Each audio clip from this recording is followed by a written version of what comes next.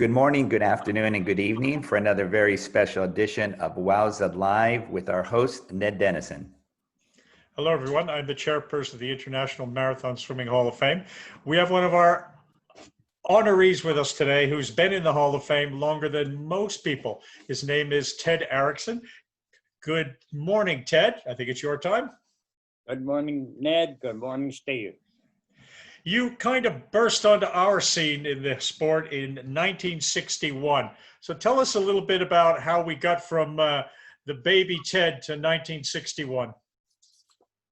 Well, I got interested in swimming the lake because I watched a boat go over the horizon and it sort of struck me, gee, you can go to the other side and you disappear into them, you know.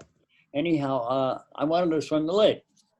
And this car dealer, Jim Moran, was running his swims, and he had a guy that tried it 3 times and they failed. And he was running an actual swim in 1961. And so I entered the swim, and I figured, you know, you got to hire a boat. He's going to take care of all that, solve that problem. And so I entered the swim, and luckily I was the only one that made it. Or unluckily, as the case may be, I don't know. So it was kind of interesting because I really didn't want to swim with him. I had a little fight with his PR people because they were trying to just use me as a publicity gimmick for their cars. And I didn't like the way they were operating. But I finally relented and swam. In fact, that was one of the things that kept me going because I figured I got the opportunity, I got to make use of it, and I've got to complete the swim. So when everybody else dropped out, it was wonderful because all I had to do was swim. I had no competition. I love places, things like that where there's no competition. And made the swim. He actually sent a guy from his mafia bunch to pick me up from the hospital in Michigan City. And I still remember I had threatened not to accept the prize money because I really wasn't interested in him. I was simply interested in doing the swim free for myself, you know. And I didn't like the idea of him profiting off of me by just giving me money. And then I decided to take his market guy come in and he said, "Oh, you got to take the money. You got to take the money. You'll embarrass yourself. You'll embarrass Moran." And I said, okay, I'll take the money. So we drove back. I still remember in the car driving back to Chicago from Michigan City. I still remember him saying, "You're going to take the money, aren't you? You're going to take the money." I said, okay. So Ted, this was something like $3,600 back in the day. It's about $375. It was a $100 a mile. And it's about $32,000 in today's money. Whatever. What did you do with the money? As a matter of fact, I was trying to become friends with Jim Moran again. And I wound up buying one of his cars off the lot.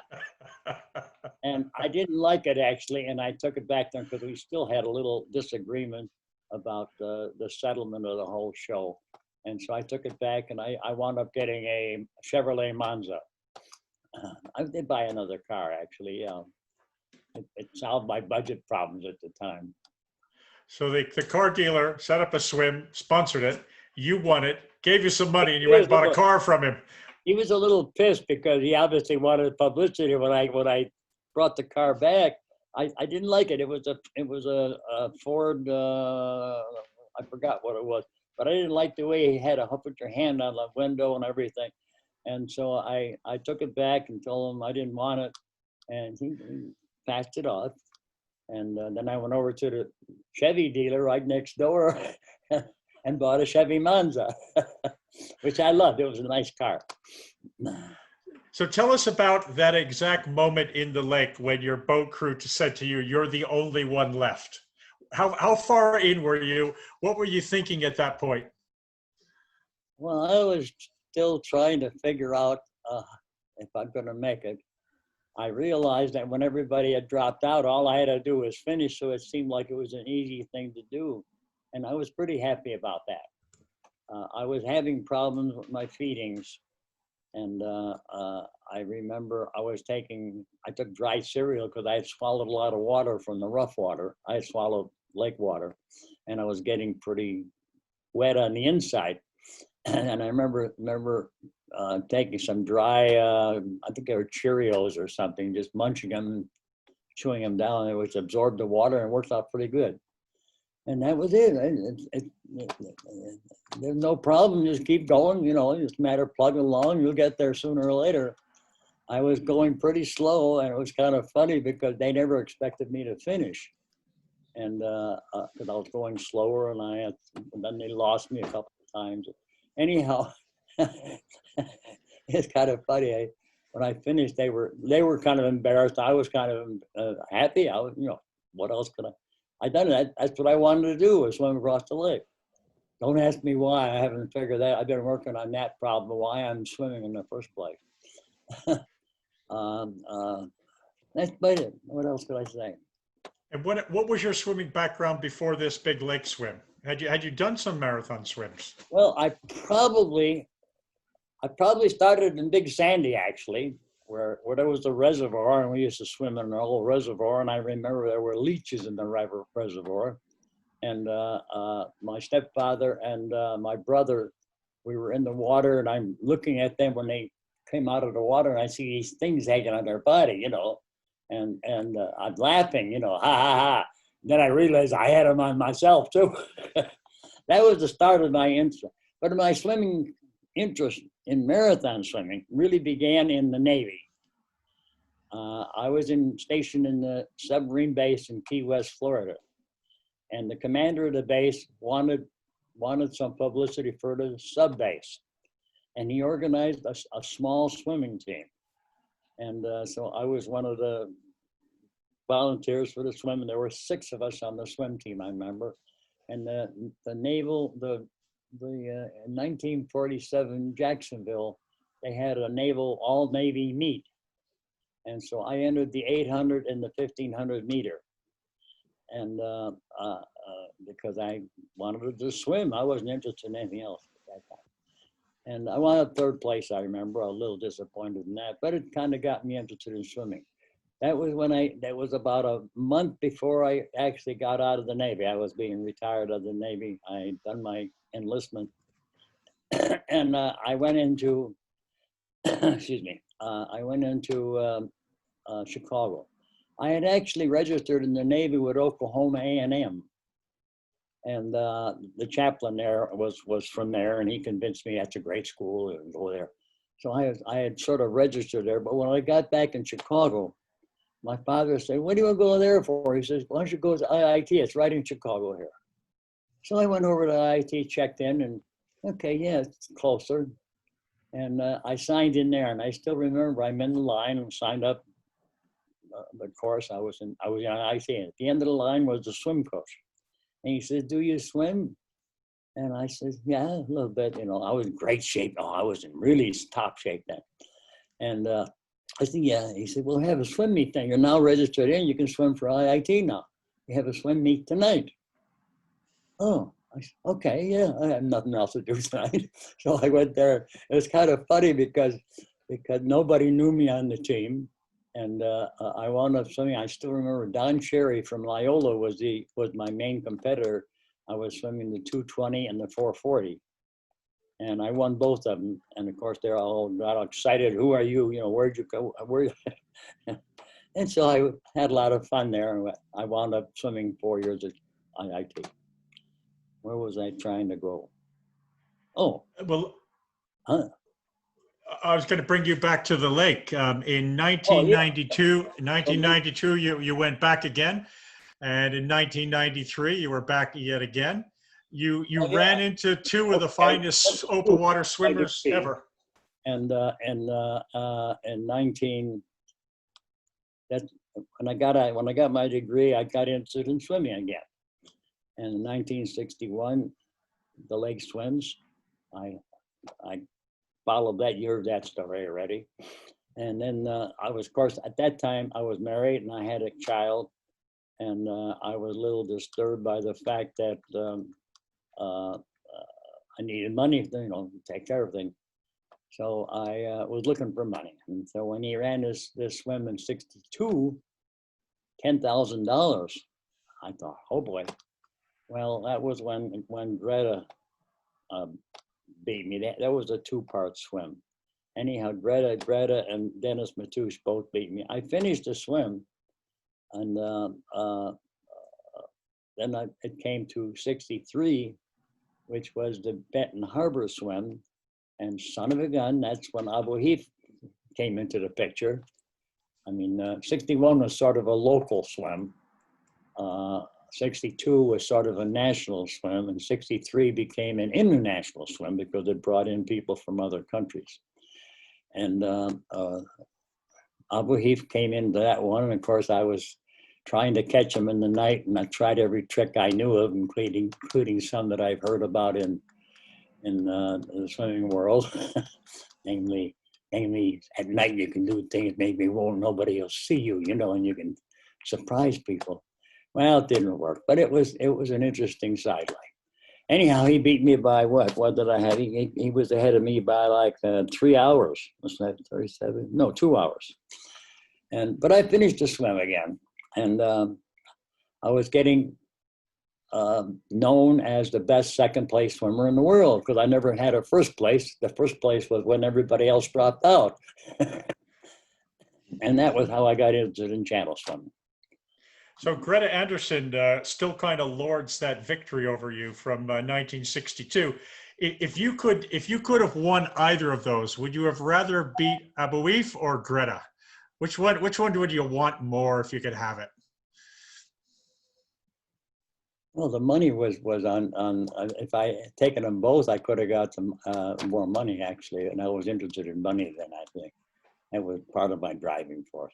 But like I said, then I became disturbed because I was getting known as the best second place swimmer in the world, and I thought to myself, well, at that time, Antonio Abertando from Argentina held a double record, and that was like 40 hours or something. And I thought to myself, the double is only 40 miles. I went 60 miles in 35 or 33 hours, whatever it was. And I figured that I would have no problem with a double. So that's how they became interested in the channel, because by beating him, I could be #1 now. It's, again, a real against the competition. That's how I got into channel swimming. What else did I have? I had a comment I was going to make about that. Your trips to the channel didn't go very well the first couple of times. How many times did you go over before you finally got to swim, Ted? Three trips. I made 3 trips.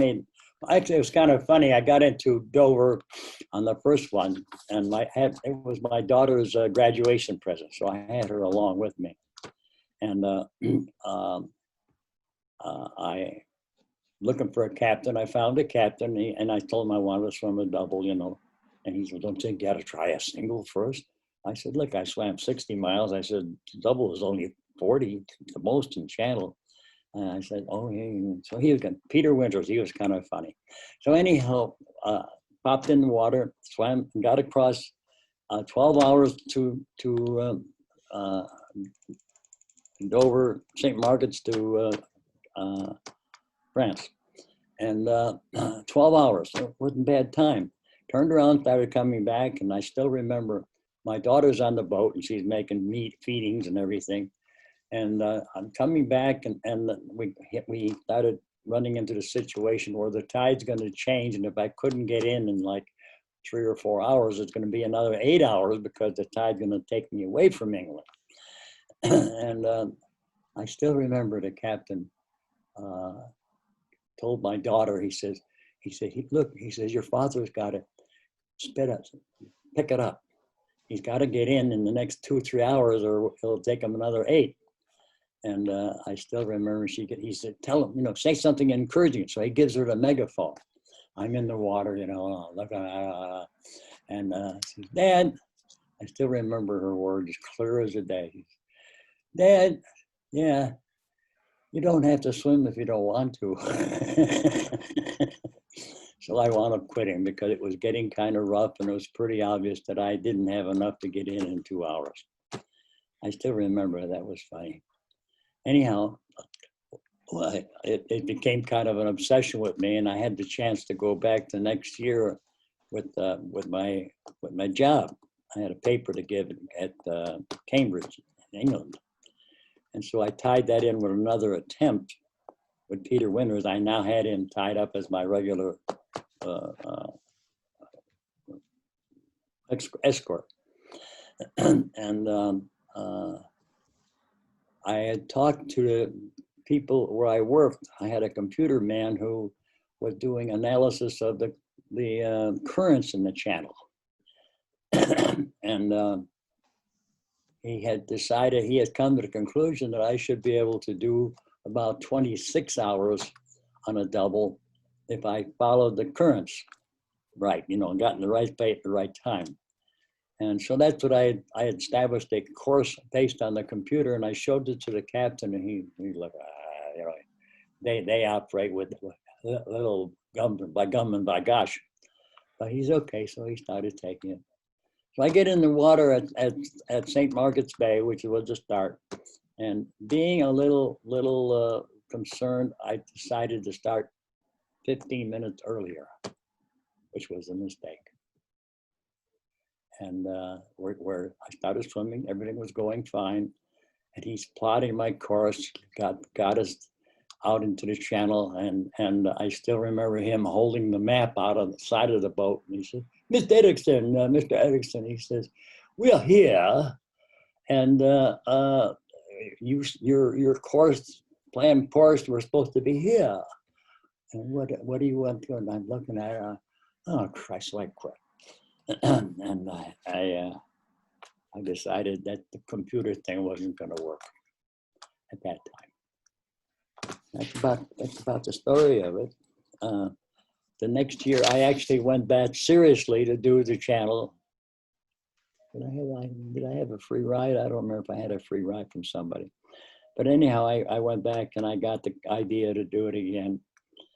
And luckily, 30 hours and 3 minutes was my time, which was under Ibertondo's 43 hours. So it caused a little bit of excitement amongst the media people who always look for crazy stories. That was it. You became world famous then. Huh? You became world famous on the basis of that double. That was my first entry into being the first #1 swimmer. Then when I was back, and this was 1963, so I got back in work, and then one of my associates at work pointed out, he said they were having trouble with the Farallon swim. There had been 3 or 4 attempts, and nobody seemed to be able to. He said it's only 27, 29, whatever it was, miles. He says, why don't you pop that off for people? as you would. So I had a free ride there because I was giving a paper at Berkeley, and I get in there, and I got myself a boat, and we went out there, and I made an attempt in 1966, which no crew knowing anything about it. I had a completely new crew, and I had a fisherman who I loved later. I mean, he was a great guy. In fact, he took me shark fishing after the swims. But we popped in the water. I thought we'll make it just a trial run. We popped out to the islands. I popped in the water. We started swimming. And everything's going fine. I'm paddling along. And all of a sudden, somebody's tapping the captain on the shoulder and pointing in the water. And I still remember he had this suit coat on, and he pulled out this long-barreled pistol, 357 Magnum. He said, I don't know. I'm not a gun man. And he laid it on his forearm, and 2 shots, I remember. And I stopped for a second. He says, we had talked about this when on the way out to the island. And he says, don't worry about sharks. He says, they'll always circle and we'll keep an eye out for them. And he said, they'll always circle. And if they do, the only thing you have to worry about is after a circling, they sometimes go down and hit you from the bottom. He says, we can't do anything about that. And he said, there'd be no charge. Well, that's nice of you, you know. That was on the way out there, so that was planted in my head, and I'm thinking shark. Anyhow, I kept. He said no problem, and so I kept on swimming. Everything was fine, but I wound up going totally hypothermic on that swim. And my wife, my ex-wife, she was in Florida, and she heard over the radio that I had expired. We had a nurse on the boat who said they pulled me out of the water and they couldn't find a pulse. And she said, he's dead. And so they were rushing me to the hospital, but obviously a media guy put it over the news. And my wife here is in Florida that I'd expired. And that's another sidelight story I could tell you. It was kind of funny, but anyhow, got to the hospital. I started coming out of it. It was very interesting. It's very interesting to be totally unconscious and then start coming back and you see things kind of vaguely.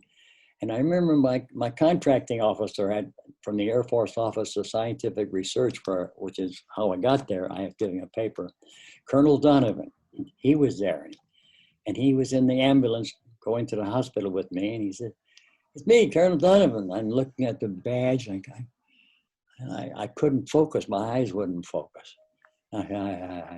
They get me in the hospital, and I said, put me in a nice, warm, not hot, warm bath. And which they did. And so everything was getting back together, and I was looking at the nurses again.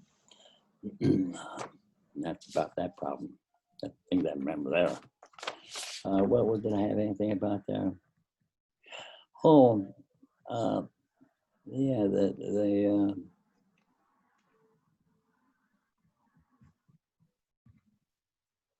oh, yeah, so obviously I don't like unfinished business. I have an obsession. I have several obsessions in my life. One of them is in an email I sent to you, my last obsession, I hope, which is a mental obsession, because that's the only thing that works for me anymore. My physical parts don't work that well anymore. My emotional parts have been exhausted by being involved with my wife. Had we not went on hiatus, we would have been married 71 years in June. But we divorced, and I wound up with some other women who I kind of liked, and they all died on me. I had 4 females that died on me. I got really involved with them, and I really loved them, but they died. And this was a bother to me because I don't like being alone. Anyhow, what was I going to say? You went back to the Farallones. Oh yeah, I went back to the Farallones, and I wanted to finish that. I actually had a potential sponsor where we had a run that didn't work because it was very rough. First time in my life I've ever gotten seasick in the water. I remember getting seasick, and I couldn't hold any feedings down. And so after something like 6 hours or 7 hours, I needed a feeding, and then nothing would stay down. I put it in, and right back out. And so I quit that swim. I hated to do that because I had a sponsor for that. But then decided to do it again on my own. And I tried to arrange it. I hired a photographer. I have a video of the swim, which is on the web. And it stayed there, for 47 years. I was the only one that had finished the swim. One of my motivations was Lieutenant, what the heck was his name? There was a guy who would also do it. He swam to Muir Beach about a week or so before I was going to swim. So that was very disturbing to me because I I had to do something different. And the only difference was the bridge. Nobody had made it to the bridge. And so that was my goal on my last swim. And I made it to the bridge. It was a lark. I remember the water actually got up to 58, which was, that's piss water. And I used to like 55-degree water. And made it.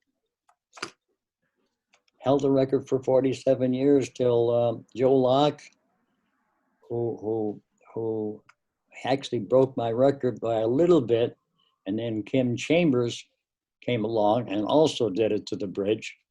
And I was happy because people were thinking it was a fluke, that I had done something that was special.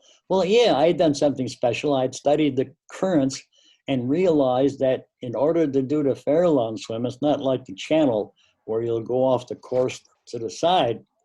There, when you're coming into the bay, it's like a big toilet bowl. And if you don't come in when it's flooding, you'll be shoved back. Even if you're in the coming into the bay, you'll be shoved back every time, which is what was happening. Everybody wasn't timing their swim correctly. And they were coming into the mouth, and they were trying to get in, but as they're coming in, the tide changed and flushed them back out again. And I pointed this out to several people, including Joe Locke and Kim Chambers, who I met on a boat on Vito Biala's boat. And I have a picture of them about a year or two before they did it. And they were asking me all kinds of questions, and I pointed out to them what they have to do. I says, you have to know how fast you can swim, how long, because you want to arrive at the mouth of the bay on the flood, because then the flood will wash right in. You only have to swim, which is what happened on my swim. I lined up the swim so that when I got to near Bolinas, I still remember looking at the shoreline, taking a feeding, and boy, we're moving right along, and I'm right on course without doing any swimming. And I was trying to do it with my brains instead of my body, and it worked. It further secured your fame in the sport. I'd like to talk about your son, John, if we could, and regrettably, who passed quite early.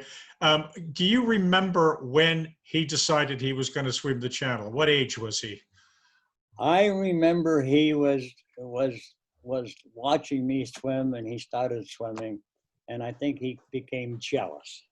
His goal was to duplicate or beat me. And so everything I did, he would do a little bit better. And that's exactly what he did, except for living.